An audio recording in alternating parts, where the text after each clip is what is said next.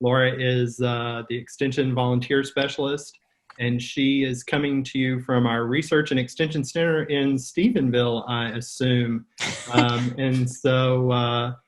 We are nothing if not a statewide network of professionals and entities and volunteers, and we're mimicking that for you today with me in Austin, Laura in Stephenville, Dr. Hyde in College Station, and we'll have a variety of other people from other places as well. So Laura, I will turn it over to you. Awesome. Thanks, Andy. Good morning, everyone. Funny, I'm actually not in Stephenville today. I'm working remotely as well. So like you said, we're a vast network, and I'm branded this morning too. So I just wanted to say good morning to everyone, and a little bit crazy here for me, but I think I'll make it. So let's go ahead and share. I have not used Zoom in a while, so I'm hopeful that this will all cooperate with me. Y'all seeing all that okay? All right. Well, as Andy was saying, I am the Extension Volunteer Specialist for volunteerism, and I, like Dr. Hyde, have been in this position since September 1. So it's still very new. I'm still learning a lot of things. I have been in Extension for about 15 years, mostly in Texas, and a short stint in Indiana, where I was not a county extension agent, but a county extension educator. And if you think about it, that's kind of what we do. And so anyways, I am glad to be here.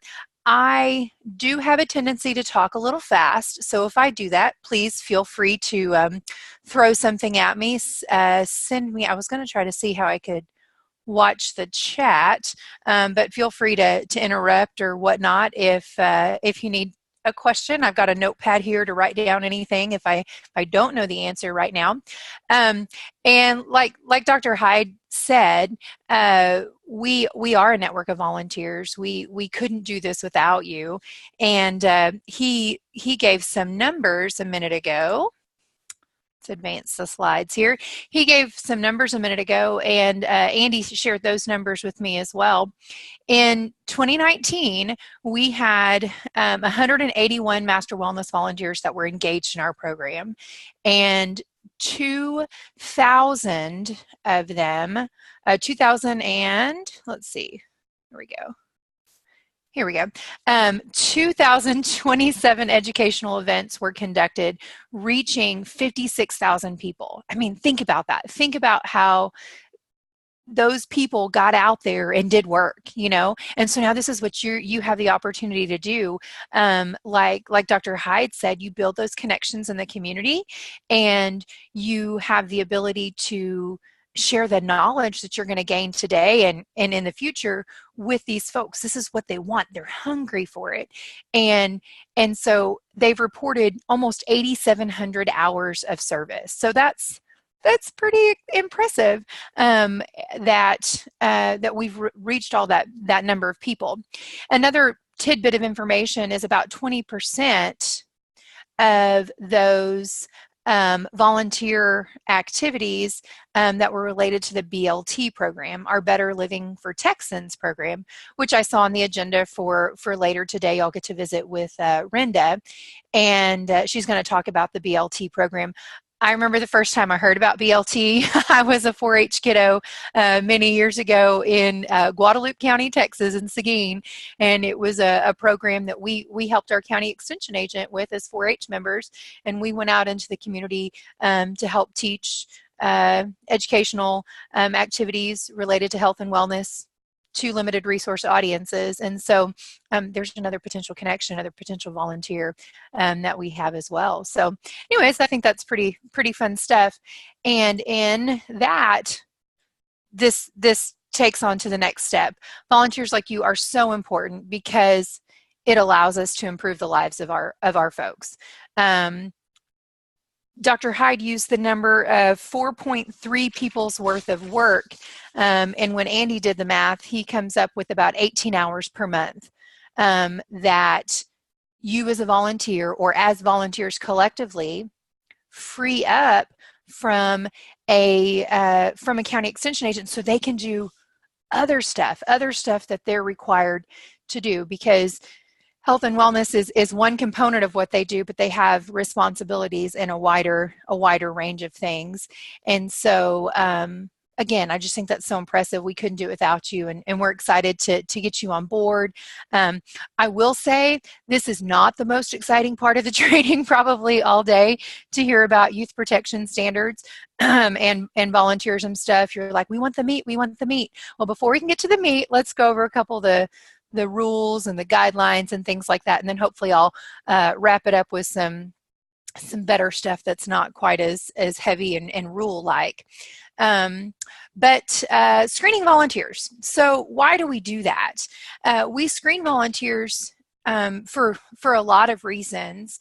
We want to make sure that you know, as a volunteer, what we expect. So you signed that document saying that, yes, I agree. I know, so Extension put it out there. This is what we need. We need volunteers to do these things. Now you have hopefully read all of that before you signed it, and you're saying, yes, this is something I can commit to. This is something that I can do. This is a subject matter I'm interested in.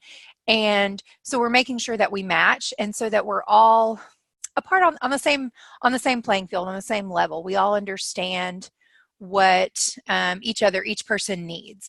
And we're sensitive to the fact that you're a volunteer, you are not a paid employee. And so we recognize that we just can't continually say, do this, do this, do this, do this. But at the same time, we're able to say, this is what it means to wear that Extension Master Wellness Volunteer name tag and be a part of who we are. Like Dr. Hyde said, a lot of times the general clientele, general public, they don't see the difference between a paid employee and a volunteer. And so we want to make sure that we're all representing each other all together. We're all on the same page. In addition, the purpose of screening volunteers is it's part of the risk management process. We'll go into more depth in that with these other 3 bullet points here. The risk management process and making sure that we're putting folks out there that are okay to work with the public. You know, just like our teachers get a background check and whatnot, we want to make sure anyone that's representing Extension is putting forth a good foot in our name. And it protects our people and ensures a safe environment. Working with the 4-H program, one of the things that I used to always tell parents, when you come in and volunteer, it's a volunteer application. It's not a volunteer sign-up form. It's a volunteer application. And we go through that screening so that when you leave your kid with us or with another volunteer, we know that volunteer, we feel comfortable. That volunteer has had that background check. We know who that person is and that we've trained them. And then, so you feel comfortable with that. And then vice versa. If that parent were to leave their kid with you and you were the screen volunteer, we all feel safe in that manner. Andy has told me that a lot of Master Wellness volunteers work in the LGEG program, Learn, Grow, Eat, Go. I think I got those in the right order. And you'll learn more about that program this afternoon. And that is a lot of a youth audience. And so again, just that safe environment all the way around. Even if you're working with adults, we require that background check. So we want to make sure we have that safe environment, and of course to protect us as an organization, to make sure that we're all on the same page here as well. I remember a story from probably junior high. One thing that I do will represent the whole agency. I remember a teacher saying that one thing that this basketball team does is going to represent the whole school, not just those teams, or not just that team, not just those individuals. It's going to represent the whole school. So think about your actions and remember that. And I remember that being echoed in college on teams that I was on. We represent the university, and so we want to be classy in our actions and in our responses to things. Okay, so a little bit more of the meat of the policy of these types of things is who is screened. Who do we ask to get all this done? And we would say all of our direct volunteers. Our direct volunteers are those folks who meet this criteria as listed here. Any adult, and we ask that they be adults. I mean, youth, we don't screen the youth because they're under 18, but they could still volunteer. But an adult that is screened, as we talked about a minute ago, provides unpaid support for extension through face-to-face contact, provides a learning experience for adults or for youth within extension, which we talked about just a second ago, has an individual volunteer application on file with the appropriate program area. So if you're a master wellness volunteer, you would have filled out the application and signed that agreement, that form that we talked about. Or if you're a 4-H volunteer or master wellness or master gardener or master naturalist, you would have to apply within that program area. And have a position description on file. So it's kind of like a job description, you know, that spells out what your expectations are, where you can find resources, and who's providing you the information. And so all of that stuff is a part of probably that volunteer application and whatnot. I know I've seen it. I just can't remember how it's all broken up exactly. And then has passed a criminal background check within the last 3 years. And so that's important. When I know y'all filled out those forms, and I know that Andy is keeping copies of some of those forms, and your county extension agents are doing that as well. And out of my office is where we do all that screening. And I think that's the next slide. We'll talk about some of what that screening is. So what is conducted? What kind of criminal background check is conducted? It's through a company called Volunteer Now, and it's a nonprofit group that was designated by the legislation that all state agencies with volunteers use to conduct background searches. They used to have a different name. I found it somewhere. It's called Volunteer Now. Anyways, we contact this company. We send off the information. All that information is kept confidential within our office. So your county extension office sends that information to our office, and we process all of that fun stuff. It is multi-jurisdictional, meaning it's not just Texas, but it is also a nationwide search. And it's a database that searches, it's a national database that searches sex offender records in all 50 states. And that's funny, it's kind of redundant there. And our DPS records as well here in Texas. We do focus on the Texas stuff when we're looking at a lot of those things. I'm still learning. I'm still, when I get some of those questions that come back to me, I still go back to our guiding principles to make sure that I'm following things correctly and making the right calls. I would say the majority of those names that come through, I don't ever see their names actually. I have an assistant that processes a lot of that stuff. So if you don't even have a flag next to your name, I may not have seen anything. And some of those records are pretty old. So we go through them, but a lot of times I'm looking at the offense rather than the name of the person. So even if your name is on the list, I probably wouldn't remember it specifically. We would have to pull all those things out. So promise, it's pretty confidential. But we require your full legal name, so your first, middle, and last name, and if you had a different maiden name, that's included in there as well. Address, date of birth, your gender. This is an unusual one, the first 5 digits of the Social Security number. And that is, again, I'm still learning this process, but it is what the screening center requires. Oh, I forgot to mention that about the screening center. They're open Monday through Thursday. So if y'all send that information to us on a Thursday afternoon, we're not going to be able to get it out probably until Monday. That's for you as county extension agents when you submit that information. Just so you know, the screening center is closed on Fridays. But yeah, this is one of the things that they ask for is the first 5 of the social. So that is a little unusual. And I know some people have some reservations about sharing that from time to time. But when we get that information, it comes to us. It is encrypted before it is sent off to the screening center. And it's also, they encrypt it and they do something else to it where they kind of make it blind, if you will, so that if someone were looking at it, they wouldn't know that it was a social security number if someone did get a hold of it outside of the encrypted process. And then we retain those records for, I think, 30 days after the report is done. So if your screening was more than 30 days ago, I can't even look you up in the system, in that Volunteer Now system. They purge your name out of there. We keep a record saying that you were cleared or you were restricted or whatever, but we don't keep a record of what that report actually says. And we can't even access it any longer through that company. So feel safe in that. And then we have the driver's license number that's also required. Again, it just helps us verify identity as well as the race and ethnicity. If you do, this is maybe a note for county extension agents, driver's license number.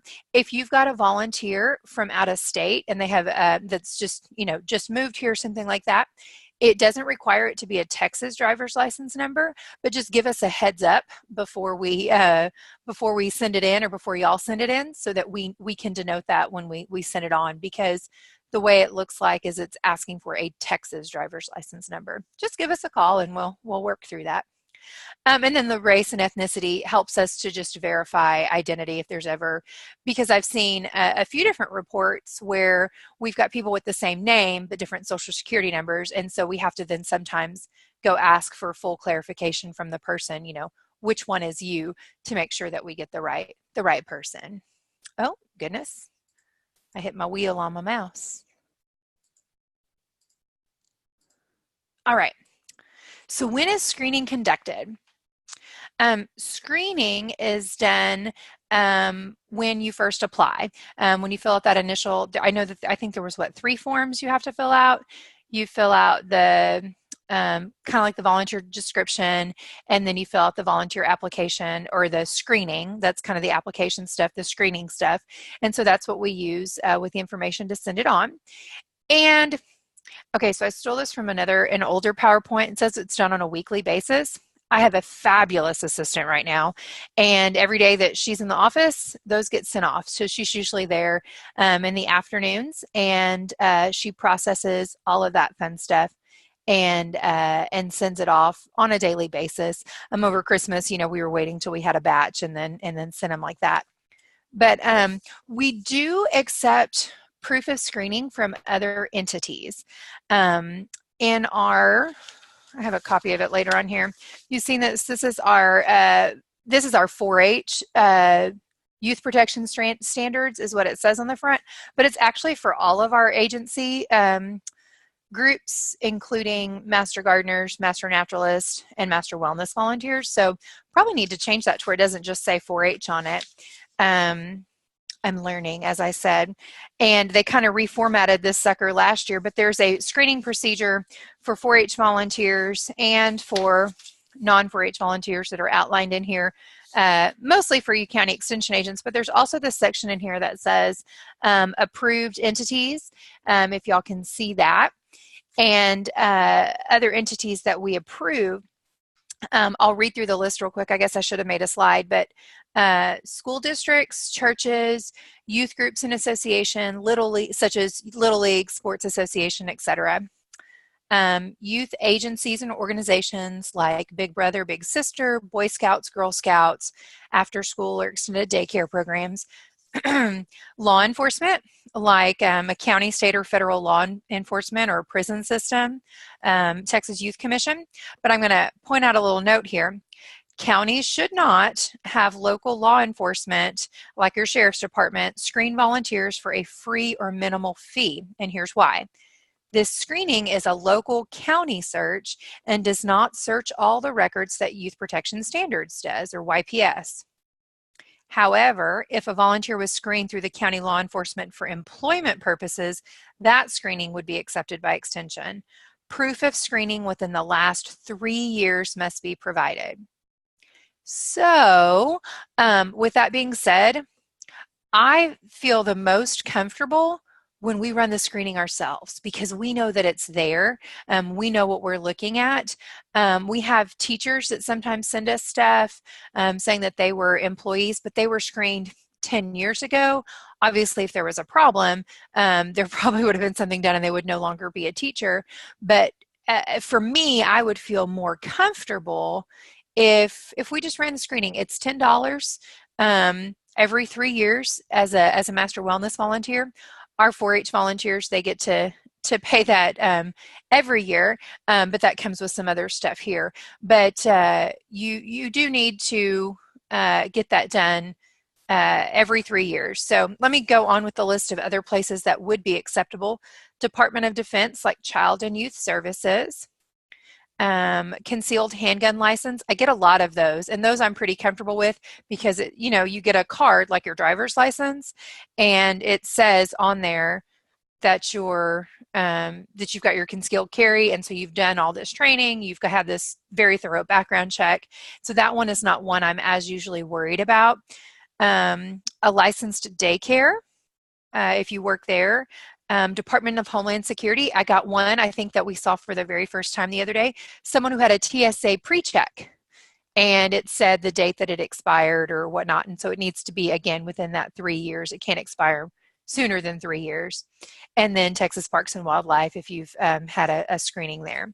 So if you do, then we got to get all that other information and stuff. I just encourage people to pay the $10. Let's do it.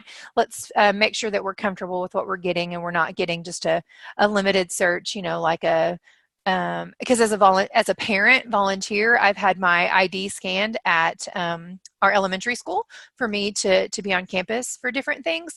But I think they just do a countywide search. I don't think they do the full system. Don't quote me on that. But I think they just do more of a local search rather than a full nationwide search like we do. So I'd encourage you to make sure. I think y'all have had to have that done already or in the process of getting it done. And then if you are a 4-H volunteer as well, your screening does not run 3 years on the calendar. It runs on the 4-H year. So if you enrolled this 4-H year, which is the 1920 year, that even if you get enrolled, the 4-H year ends August 31st. Even if you get enrolled on, July 31st, that's still just that 1 month window is going to be for 1 year. So you might as well, do it at the beginning of the 4-H year, and it's good for 3 full years that way. Just so you know, if we've got any folks that are doing double duty between Master Wellness and 4-H volunteers. Okay. Excuse me. I've got my water, not my coffee. I haven't acquired that taste yet, Andy. I'm not that old. But how much does screening cost? And we talked about that just a second ago. All of our 4-H volunteers are processed through paper forms. You sign an agreement saying that, yes, it's okay if you screen me. There's that $10. If you're a county extension agent, there's a transmittal form that you have to use. It's actually... I'm sure Annie probably has it on Master Wellness stuff, but I also found it on the 4-H page the other day when I was digging for some stuff. It is on there on the Protecting Our Youth section. And then that's where this volunteer application is as well for our Master volunteers. Hopefully one day we'll get into the 21st century and do all of this stuff online. I'm looking at some stuff, but no promises yet. And then all of our 4-H volunteers hopefully are familiar with our 4-H Connect system, and we do accept a check through there. It is an annual process, and your volunteers have to re-enroll each year. So hopefully y'all are familiar with that process. Okay, so once we get your screening, we'll send a follow-up. You get a status of either approved/cleared. In 4-H Connect, it looks like it uses the word approved. I believe in the spreadsheet that is sent back from our office to the agents, it says either approved or cleared. I can't remember off the top of my head. But then there's also some other designations that could be restricted from handling funds, restricted from driving youth other than your own children, and pending or denied. And so there are some cases where we just flat out deny you from being a volunteer. And so again, we have some guiding principles that tell us what that is. We could restrict folks from handling any funds or from driving any other youth.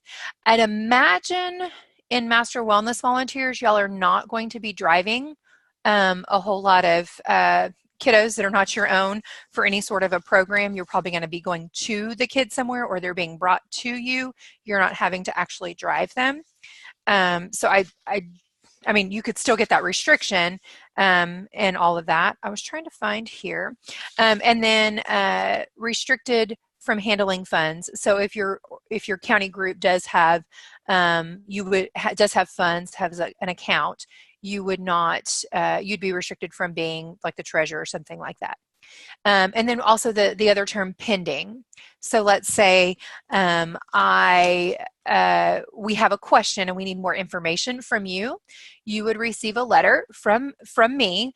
My assistant gets it all together. I sign it, and it's mailed to you. The county extension agent is also sent a copy of that email. But then this next point on here, that all information is kept confidential. Counties don't know the details. So what happens is I actually sign two versions of that same letter. One version is signed with all the details. It's going directly to you.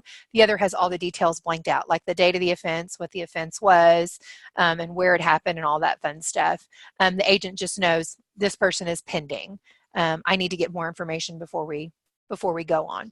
So again, your county extension agent never knows any of the details from any of that. And then like I said, we send those letters or those updated spreadsheets, and we correspond and get all that stuff straight. I was looking in the rules and guidelines again to make sure I hadn't missed an example of the restriction stuff. No, but it looks like it's all good here. All right, and so, I forgot I put this in here. So here's that copy again that I've got in my hands. I have a copy that I reference quite a bit. I think I've read every word in it now, but of course I always have to go back and look. But as you can see, this is for all of our extension programs with our logos here: Master Wellness Volunteer, which I think is a pretty cool logo, by the way. Our Master Gardeners, which they've got a new logo this year, and Master Naturalist, and our 4-H program. So this applies to all of us. And it's not just like we decided extension, we needed to have these policies. There's been some state laws that said certain things that we had to follow this stuff. And then there have been A&M system policies. As hopefully you know, we're part of the A&M system, the land grant system, and we're one of the agencies under that. So we have to follow those agency policies as well. If you do want to get a copy of that, there is a link for you. And you can go grab a copy of it yourself if you'd like to read more about it, or if you've got some additional questions. But I do my best to make sure I know what's in this document. But like I said, I've just been here since September in this position, so I'm learning more of the details and those types of things. Okay, and so here's another component that may not apply to you, but I think it's important to share this. When we go back to some of those state laws and, gosh, even probably some federal policies, again, I'm still researching. If you look at my internet browser right now, I've got like 3 or 4 tabs open with some of the state statutes and the A&M system policies that are dictating what we're doing, because I'm trying to get a better handle on that. But I don't know if any of y'all would have known our former 4-H director 2 directors ago, Dr. Chris Bowman, and he would ask, what's our number one goal, in 4-H programming and youth programming and extension? And we're like, to teach life skills, to do these wonderful things. And he says, no, not anymore. Our number one goal is to provide a safe environment for our youth. It's our number one goal, to provide a safe environment for our youth. Then comes the education and those life skills and all those wonderful things that we provide them. That's so important. But before we can do any of that, we have to provide a safe environment. And so we have another training. So you get your background check done, and then there's this other training called child protection training. And so when you as a volunteer were to ever have overnight chaperone duties or spend multiple days working in direct contact, that goes back to that direct volunteers we talked about earlier, you should be aware of signs of neglect or abuse. And that's what that child protection training does. And so I think as master wellness volunteers, you're not really going to find yourself in that situation. Most likely not for that overnight chaperone part, but maybe that multiple days. And I need to get clarification. In some places it says more than 2 days. Some places it says 4 days. So I'm trying to get clarification. But if you're doing that, then we need to make sure that you're taking this training. And the reason is, the idea, from what I understand, when I was trained on this several years ago, the philosophy is when you spend more time with those youth, in close proximity with them, they are more likely to confide in you if there was a concern, if there was a problem, again, neglect or abuse, and you should be able to recognize that. And so, and then you would be obligated to report that. I know this gets kind of heavy, and this is not what you were thinking the training was probably going to be about today, but be aware of that. You have that responsibility. You're the adult that wants to provide great information for these kids, right? But before we can do that, we need to be in that safe environment. And so be aware of those things. You can just go take this training if you want. You don't have to at this point unless you meet one of these criteria. But the child protection training is helping us to recognize that and understand what our obligation is, not just as a extension volunteer, but as a citizen of Texas, as a good person, how we can help prevent those things. Kind of a heavy topic. And so let's see, here's the training if you wanted to go. We have an external gateway. And for whatever reason, they change the password periodically. It's some random string of characters. I got it sent it to me in an email the other day. But you can contact your county extension agent, who can contact us in the Youth Protection Standards Office for the current password, and make sure that you can get logged in and everything. And so I know a little heavy of a topic when we're thinking about sharing good wellness information with kids, but realize, and I realize some of you may not even be working with kids. Some of you will just be working with adults, but this is important information. And as an employee, we are required to go through this training as well. It's not just something we say, volunteers, you must go do this. We have to go through this training. I can't remember. I know for our volunteers, it's every 2 years, and I think that's the same way with our employees as well. Employees, if you haven't taken this, or if you are feeling a little unsure about this, it is in your train track, and you would be assigned to do that. So on a lighter note, a more fun note, as we talk about working with kids, and this is where I get kind of fired up sometimes, or show a little bit more passion, is positive youth development. And we say that when we work with our young people, that's what we're trying to do. But positive youth development is a term. It's a research-based term. And I'll read this real quick, and then I've got a simplified version of it. But PYD, or Positive Youth Development, is an intentional, pro-social approach that engages youth within their communities, schools, organizations, peer groups, and families in a manner that is productive and constructive, recognizes, utilizes, and enhances young people's strengths, and promotes positive outcomes for young people by providing opportunities, fostering positive relationships, and furnishing the support needed to build on their leadership strengths. That's a mouthful, isn't it? Here's a simplified version of it. Positive experiences plus positive relationships plus positive environments equals positive youth development. So think about your role, whether you're a master wellness volunteer like we're doing today, or if you are that den leader like Dr. Hyde was talking about with the Boy Scouts, or a Girl Scout leader, or volunteering in a school or at a church or some other community group. So we want to provide positive experiences. So that means they have a place where they can learn those life skills, learn those positive things that can give them tools to help in life. I'll go down that road in a second. Positive relationships. So that means we have an appropriate relationship with it as an adult, with youth. We're encouraging them. We're providing good knowledge, good information. We're helping them make good choices, having those good relationships, and then a positive environment. So that goes back to having that safe, wholesome environment. that we talked about earlier, but also having, uh, where was I going with that? Oh, a safe place to fail. So they're having those experiences, but we're also providing them the environment to do that in a safe space. So every kid needs to learn how to fail, right? Okay. They need to learn that to be able to learn coping mechanisms and learn how to be resilient.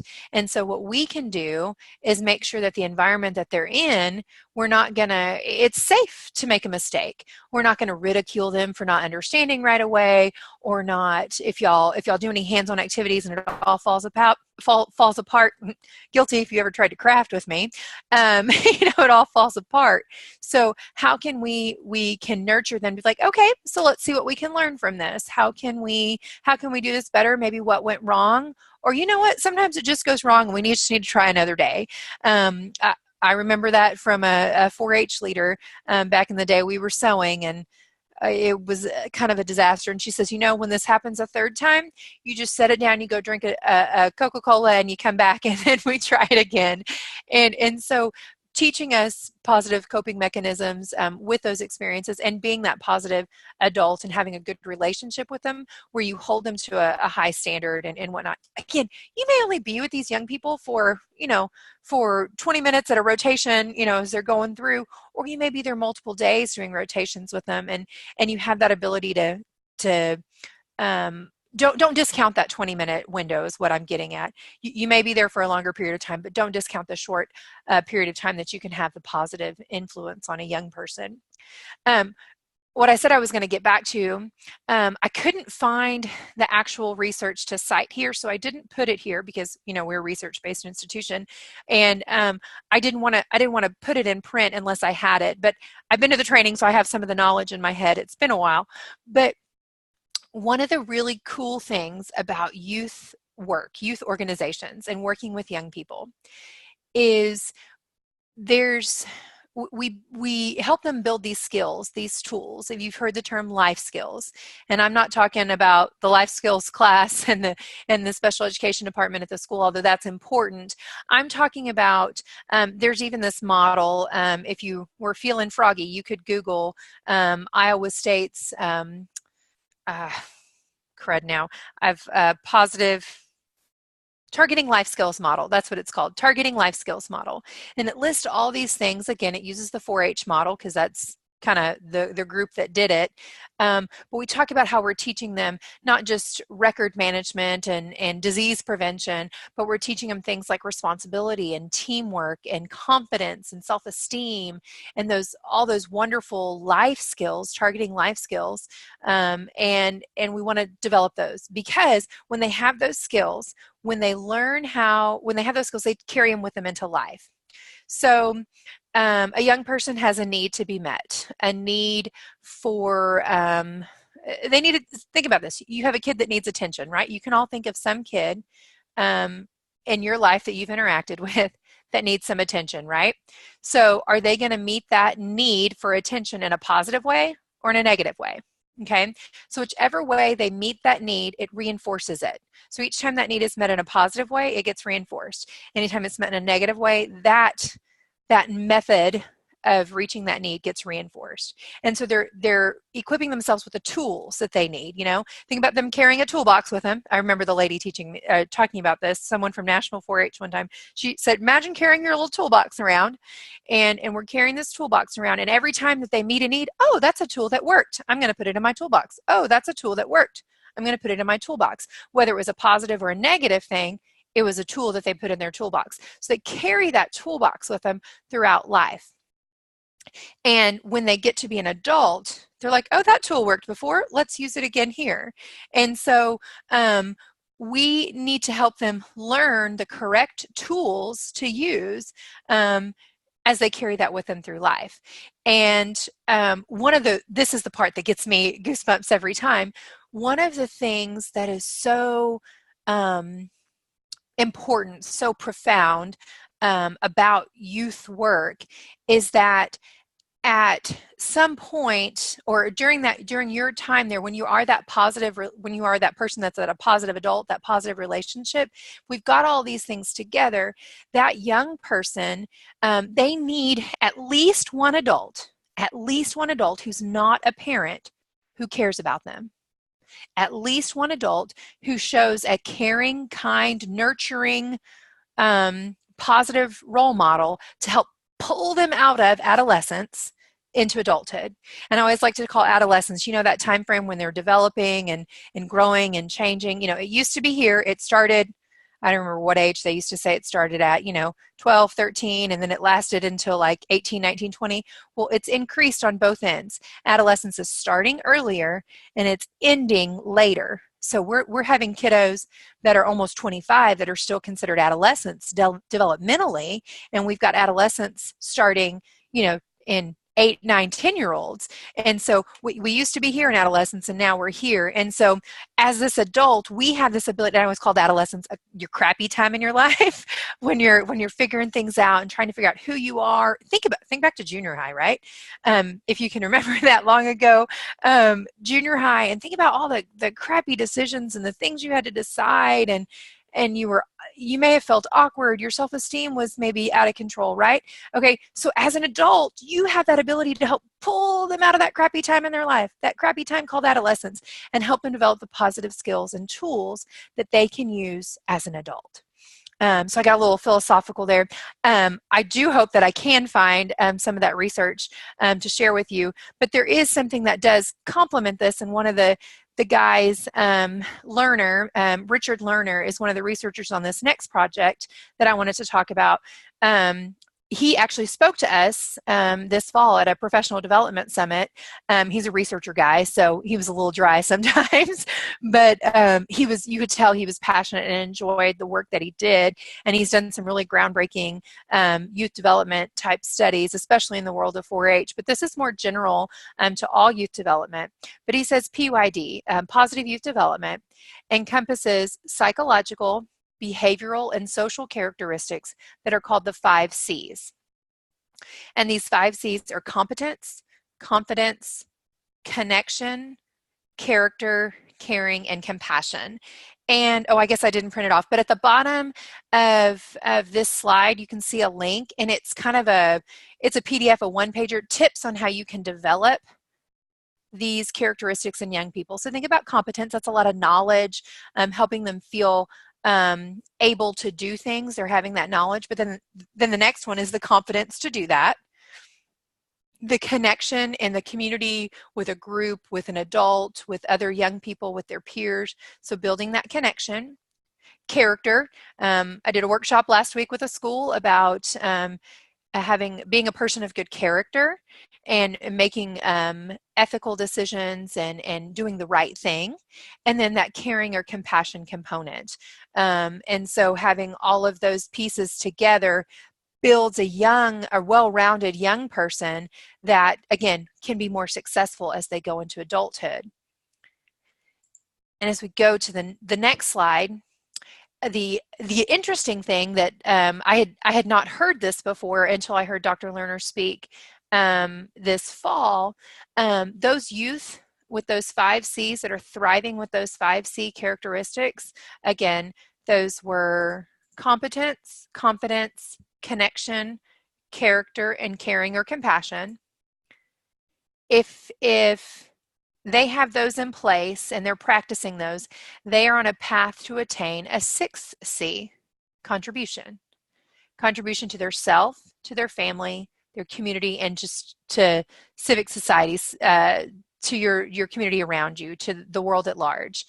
And so I would like to think that most of you, or all of you out there as Master Wellness volunteers, are seeing this contribution in yourself. You're like, yeah, I had that adult that believed in me, that helped push me, that helped me get through those things. And now I'm this C. I'm this person that wants to give back and contribute. You may also be thinking of other people that may not have ever quite gotten there.